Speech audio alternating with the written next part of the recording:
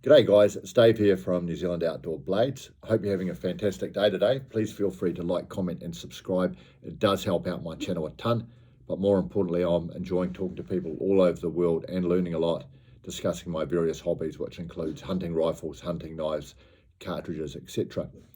Today I'll do something a little different and talk about two popular small game hunting cartridges, which is a 22 Magnum and the 17 HMR. This is different in this country because these days everyone's talking about deer hunting and they don't tend to talk about small game hunting, but I enjoy small game hunting. Okay,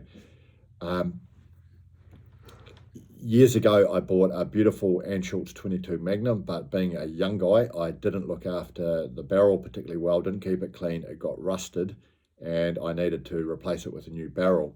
And I got it rebarreled into a 17 HMR. And I've often wondered, did I do the right thing? So I'm going to compare some key ballistics between the 22 Magnum and the 17 HMR. So I'm just going to go through them one at a time and then compare them. So I've specifically looked at some of the hotter loads that are out there that I've managed to find. So first of all, the 22 Magnum, or it's called the 22 WMR, which is Winchester Magnum Rimfire, was designed by Winchester in 1959, and I'm looking at the CCI MaxiMag 30 grain load, which is one of the hotter loads for 22 Magnum. It might not be the hottest, but it's one of the hotter ones I saw.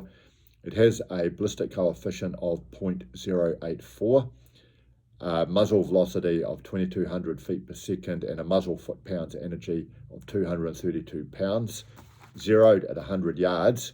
At 200 yards, it has dropped 13.2 inches, retains 86 foot-pounds of energy, and is still going 1,134 feet per second. So compared to a 22 long rifle, this is pretty impressive. And this is what I found a significant advantage when I went from a 22 long rifle to a 22 Magnum, because it greatly extended the range for my small game hunting. However, in 2002, Hornady bought out a competitor, which is the 17 HMR. Okay, and all this is a 22 Magnum neck down to 17 caliber. And this was a little bit revolutionary at the time because 17 is a tiny caliber, and one of the loads they bought out was only firing a 17 grain projectile, which is crazy light. But let's go through this. So we have the 17 HMR, Hornady 17 grain VMAX, which is one of the hotter loads I could identify. Stated ballistic coefficient of 0.125, so significantly better ballistic coefficient than the previous 22 Magnum cartridge I spoke about. Muzzle velocity of 2,550 feet per second, a muzzle foot-pounds of 245 foot-pounds. Zeroed at 100 yards, at 200 yards it has dropped 8.5 inches, retained 72 foot-pounds of energy, and has got 1,379 feet per second at the 200 yards. This is pretty impressive. Let's compare the two just holistically. So obviously the 22 Magnum has got a much heavier bullet weight, so it's going to hit pretty hard. But at the muzzle, the muzzle velocity of the 17 HMR is much faster than the 22 Magnum. The foot-pounds at the muzzle for the 17 HMR is also superior to the 22 Magnum. What is very noticeable between the two is the drop at 200 yards. If they're zeroed at 100 yards, the 22 Magnum has dropped about 5 inches more at 200 yards than the 17 HMR is. So the 17 HMR is much flatter shooting out to 200 yards than the 22 Magnum. However, the 22 Magnum at 200 yards has got slightly more energy, with about 14 foot-pounds of energy more than the 17 HMR. The velocity at 200 yards is still much higher, with the 17 HMR being 1,379 feet per second. So between the two, I'd have to say that the ballistics overall, in terms of being flat shooting anyway, tend to favour the 17 HMR, although the knockdown power of the 22 Magnum at 200 yards is slightly better. What can I say between the two? They're both great, but yeah, possibly the 17 HMR might have a slight advantage, particularly when you're shooting small animals like rabbits at longer ranges.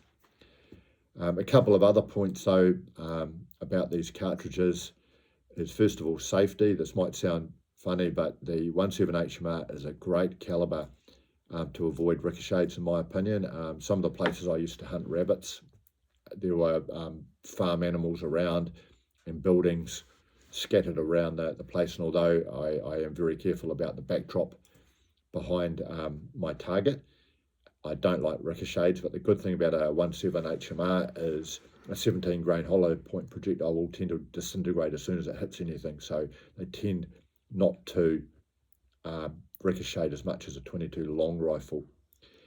A real pain in the neck about the 17 HMR though is cleaning the barrel. A 17 barrel for me is an absolute pain in the neck to clean compared to a 22 caliber, so it's a little bit more fiddly to clean.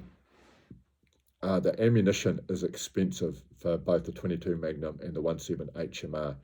So for a 22 long rifle, you can buy ammunition at around 25 cents a shot, but your 22 Magnum and your 17 HMR in this country are between 3 and 4 times that price. You can easily pay $1 a shot for the more expensive 22 Magnum or 17 HMR loads, which is very expensive for small game shooting. So if you're doing a lot of rabbit shooting or pest destruction, say down in Otago where there's a plague of rabbits, you'll probably just use a 22 long rifle, because a 17 HMR and a 22 Magnum are 4 times as much in terms of cost of ammo.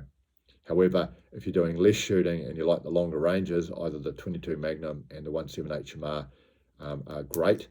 And as I mentioned earlier, the 17 HMR tends to have a little bit of a flatter trajectory than the 22 Magnum. I have heard people say that the 17 HMR doesn't like the wind much. It can be blown around a lot by the wind, which it will with the 17 grain projectile. But I note that the ballistic coefficient is better than the 22 Magnum. So if the 17 HMR has been blown around by the wind, so will the 22 Magnum. But I'd love to hear your thoughts and experience if you've got any experience in using either of these cartridges. So thanks for watching if you got this far, and have a fantastic day. Cheers.